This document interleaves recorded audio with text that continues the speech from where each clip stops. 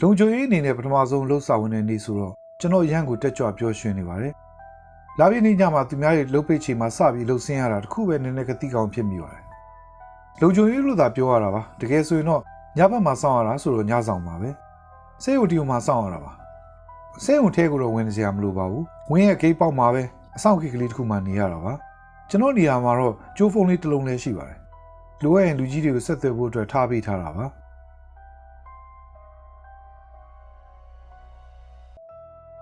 ကျွန်တော်တာဝန်ကဂိတ်ရဲ့ဝင်ထွက်ရှိရင်မှတ်တမ်းတင်ဖို့အတွက်နဲ့3နာရီတခါစေယုံကိုပတ်ပြီးကြည့်ဖို့ပါကျွန်တော်လုံးလုံးအမဲ့စေယုံကိုရောက်တော့နေဘက်ဆောင်လေးကဂျူတီချင်းမှုစောင့်နေပါတယ်ကျွန်တော်ရောက်လာတော့သူကကျွန်တော်ကိုနှုတ်ဆက်ပြီးပြန်သွားပါတယ်သူပြန်သွားတော့ကျွန်တော်တယောက်တည်းပဲအဆောင်ရုံလေးနဲ့မကြံနေခဲ့ပါတယ်ကျွန်တော်လည်းညနေဆောင်မှာကိုလိုရမဲ့လုပ်တွေနဲ့ပဲရှုပ်နေလို့ညမိုးချုပ်သွားပါတယ်ညဘက်ရောက်လာတော့ဘေးပတ်ဝန်းကျင်ကစေယုံတွေကလည်းလှမ်းနေတော့လူသွားလူလာမရှိပဲစေယုံဝန်းကြီးကခြောက်ချားစရာကောင်းနေပါတယ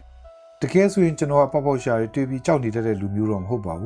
းဒါပေမဲ့တိတ်ဆိတ်တဲ့ပတ်ဝန်းကျင်တစ်ခုမှာညဘက်ကြီးတယောက်တည်းနေရတာဆိုတော့စိတ်ပိုင်းဆိုင်ရာကလုံခြုံမှုတော့မရှိသလိုခံစားနေရပါတယ်ကျွန်တော်လည်းတယောက်တည်းဆိုတော့လို့ဆရာလည်းတူမရှိတော့ဟိုတွေ့ဒီတူနဲ့တွေးနေချက်နေတော့ကျွန်တော်ရှိကဖုန်းမြည်တဲ့ကြောင်လန့်သွားပါတယ်အမှန်တကယ်ကတော့ဒီဖုန်းကမြည်စရာအကြောင်းမရှိပါဘူးဒါပေမဲ့တစ်ခုတော့ရှိပါတယ်ကျွန်တော်အထက်ရရှိကကျွန်တော်ကိုအလုပ်အခြေအနေဖုန်းဆက်ပေးတာလည်းဖြစ်နိုင်ပါတယ်ဒါကြောင့်ကျွန်တော်ဖုန်းကိုကောက်ပြီးကင်လိုက်ပြီးဟယ်လိုလို့ပြောလိုက်ပါတယ်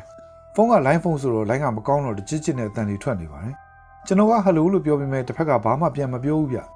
အဲ့ဒါကြောင့်ကျွန်တော်နောက်တစ်ချိန်ထပ်ပြီးဟုတ်ကဲ့လို့ပြောလိုက်တော့မှတစ်ဖက်ကမိမတယောက်ရဲ့အတန်နဲ့ကျမကိုကဲပါလို့ပြောပါတယ်ကျွန်တော်ကဖုန်းမှားနေပြီထင်တယ်ခုကရဲစခန်းမဟုတ်ဘူးမန်းစင်စေယုံကပါလို့ပြန်ပြောလိုက်ပါတယ်တစ်ဖက်ကချက်ချင်းပဲကျမလည်းမန်းစင်ကူတော်ကပါကျမကိုကဲပါကျမကိုကျမရဲ့ယောက်ျားကရက်ရီမူပြီးတတ်ဖို့လုပ်နေပါတယ်လို့အတန်တုံနဲ့ပြောပါတယ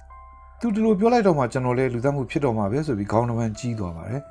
်ဒါပေမဲ့ကျွန်တော်တို့ကုမ္ပဏီရဲ့ဂိုဒေါင်တွေကအများကြီးဆိုတော့ဘယ်ဂိုဒေါင်ကဆိုတာသိမှသာကျွန်တော်လူကြီးတွေကိုကြောင်းချပြီးကဲဖို့လုပ်နိုင်မှာပါဒါကြောင့်ကျွန်တော်ကဘယ်ဂိုဒေါင်ကလဲလို့မေးလိုက်ပြီးမဲ့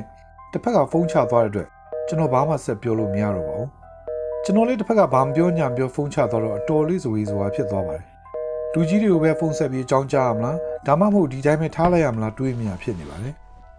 ထွက်ကြအကြောင်းကြားပြီးမှတယောက်ကဖုန်းဆက်ပြီးနောက်တာဖြစ်နေပြန်ရင်လည်းအလုပ်ပထမဆုံးစဆင်းတဲ့နေ့ပြဿနာဖြစ်မှာစိုးပါတယ်။ဒါကြောင့်လူကြီးတွေကိုဖုန်းမဆက်ပြောတော့ပဲအခြေအနေကိုစောင့်ကြည့်ဖို့ဆုံးဖြတ်ထားလိုက်ပါတယ်။ဒါပေမဲ့ဖုန်းများထပ်ဝင်လာမလားလို့ဖုန်းကိုတော့မကြာခဏကြည့်နေမိပါတယ်။စိတ်ထဲမှာတကယ်မဟုတ်ပဲဖုန်းဆက်ပြီးတယောက်ကနောက်နေတာဖြစ်ပါစေလို့ဆုတောင်းနေမိပါတယ်။ဒါပေမဲ့ကျွန်တော်ဆုတောင်းမပြည့်ခဲ့ပါဘူး။ဘာဖြစ်လို့လဲဆိုရင်ကျွန်တော်စိုက်ပြီးကြည့်နေတော့မှပဲဖုန်းကအတန်ထပ်ပြီးမြည်လာလို့ပါ။ကျွန်တော်ကမန်းကနန်းဖုန်းကိုကောက်ကန်လိုက်ပါတယ်။တစ်ဖက်ကခုနမျိုးသမီးရဲ့ခေါ်တာပါသူ့အတန်ကခုနထက်တောင်မှစိတ်လိုရှားနေပုံပေါက်နေပါတယ်သူကကမန်းကနန်းမလာသေးဘူးလားရှင်သူဝင်လာတော့မယ်လို့ပြောလိုက်ပါတယ်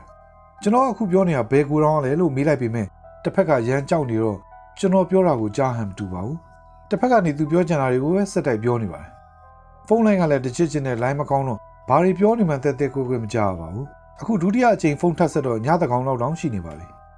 ကျွန်တော်လည်းမသေးမကွဲတဲ့ဖုန်းလိုင်းကြားကနေပဲဘယ်ကိုတောင်လဲလို့ထပ်မေးလိုက်ပါတယ်ခုတစ်ခါတော့တစ်ဖက်ကကျွန်တော်ပြောတာကိုကြားသွားဟန်တူးပါတယ်သူရောက်နေတဲ့ကိုတောင်ရဲ့လိပ်စာကိုခက်လောလောပြောပြပြီးကျမကိုတတ်ဖို့သူအထက်ကိုဝင်လာနေပြီလို့ပြောပြီးဖုန်းကိုချသွားပါတယ်ကျွန်တော်လည်းအထက်လူကြီးကိုကြောင်းချမှဖြစ်တော်မယ်ဆိုပြီးလူကြီးစီဖုန်းဆက်လိုက်တော့တစ်ဖက်ကအိမ်မှုဆောင်အားတန်နဲ့ဖုန်းကင်ပါတယ်ကျွန်တော်လည်းကမန်းကနန်းဖြစ်ချောင်းကိုစင်ပြောပြလိုက်တော့ကျွန်တော်အထက်လူကြီးကဘယ်ကိုတောင်လဲကွာလို့မေးတော့ကျွန်တော်ကခုနမျိုးသမီးပြောတဲ့လိပ်စာကိုရွတ်ပြလိုက်ပါတယ်တစ်ဖက်ကကျွန်တော်ကိုတစ်ခုပြန်ပြောပြီးမယ်ဖုန်းလိုင်းကတစ်ချစ်မြည်ပြီးနောက်ဆုံးတော့လိုင်းပြတ်သွားပါတော့တယ်ကျွန်တော်လည်းခုလိုတေးရှင်ဖြစ်နေတဲ့အချိန်မှာလူကြီးတွေရောက်လာမလားမသိကြပဲထိုင်ဆောင်နေလို့မဖြစ်ဘူးလို့တွေးလိုက်မိပါတယ်ခုနမျိုးသမီးပြောတဲ့နေရာလဲကျွန်တော်ခုနေတဲ့နေရာနဲ့ရမ်းမဝေးဘူးဗျဒါကြောင့်ကျွန်တော်လည်းစိုက်ကယ်ပေါ်တက်ပြီးသူပြောတဲ့နေရာကိုထွက်လာခဲ့ပါတယ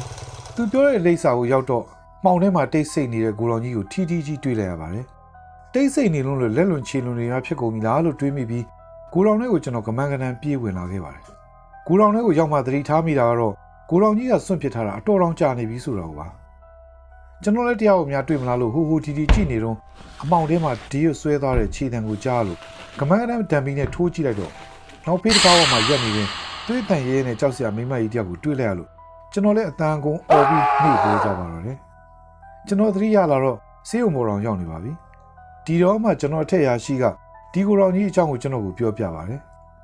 ခုကျွန်တော်စီကိုဖုန်းဆက်တဲ့မျိုးသမီးကအရင်ဆက်ရုံကလို့သမားပါသူ့ယောက်ျားနဲ့သူကကွဲသွားပြီးနောက်ပိုင်းမှာအဲ့ဒီမျိုးသမီးကစိတ်ဖောက်သွားပြီး သူ့ယောက်ျားကသူ့ကိုတတ်ဖို့လိုက်နေပါတယ်ဆိုပြီးအမြဲတမ်းထင်နေပါတယ်နောက်ဆုံးတော့အခုကိုတော်ခုံမိုးပေါ်ပြုတ်ကျပြီးတည်သွားခဲ့ရတာပါဒီအချိန်နဲ့ကကိုတော်ကြီးမှတရေ6လုံးလို့အသုံးမပြုတော့ပဲပိတ်ထားလိုက်ရပါတော့တယ်ဆိုတော့သိလိုက်ရပါတယ်ကံကောင်းသွားတာတခုကတော့ကျွန်တော်အထက်လူကြီးကဖုန်းလိုင်းတွေပြတ်သွားချိန်မှာစိတ်မချလို့ချက်ချင်းကျွန်တော်နောက်ကိုလိုက်လာခဲ့တာပါပဲနှုတ်မွေကျွန်တော်ဘာဆက်ဖြစ်မယ်ဆိုတော့မတွေးရတော့ပါဘူး